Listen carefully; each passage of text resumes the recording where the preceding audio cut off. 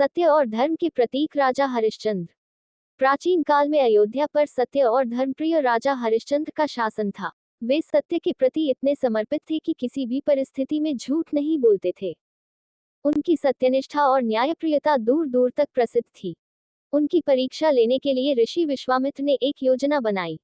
एक दिन ऋषि विश्वामित्र ने राजा हरिश्चंद्र के स्वप्न में आकर उनसे दक्षिणा मांगने की बात कही। राजा ने वचन दिया कि वे हर हाल में दक्षिणा देंगे। सुबह होते ही ऋषि ने आकर राजा से दक्षिणा की मांग की। राजा ने अपनी संपत्ति, राज्य और धन दौलत सब दान कर दिया, लेकिन दक्षिणा पूरी नहीं हुई। ऋषि ने कहा कि दक्षिणा पूरी करने के लिए उन्हें काशी जाकर दास के रूप में काम करना होगा। राजा ने अपनी पत्नी तारामती और पुत्र रोहिताश्व के साथ काशी का रुख किया। वहां जाकर उन्होंने एक डोमराज के यहाँ नौकरी की, जो शमशान का कार्य देखता था। राजा ने मृतकों का अंतिम संस्कार करवाने का काम शुरू किया।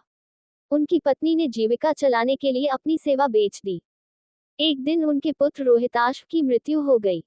तारामती अपने पुत्र के शव को लेकर शमशान पहुंची, लेकिन राजा ने अपने धर्म का पालन करते हुए शुल्क मांगा। जब तारामती ने कहा कि उनके पास कुछ नहीं है, तो राजा ने भारी मन से शमशान शुल्क का नियम तोड़ने से मना कर दिया। तभी ऋषि विश्वामित्र प्रकट हुए और उन्होंने कहा कि यह सब उनकी सत्यनिष्ठा की परीक्षा थी।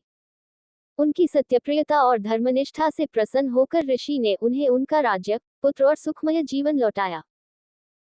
राजा हरिश्चंद्र ने हमें सिखाया कि सत्य और धर्म का पालन करने वाला व्यक्ति कठिनाइयों का सामना जरूर करता है, लेकिन अंत में विजय उसकी ही होती है।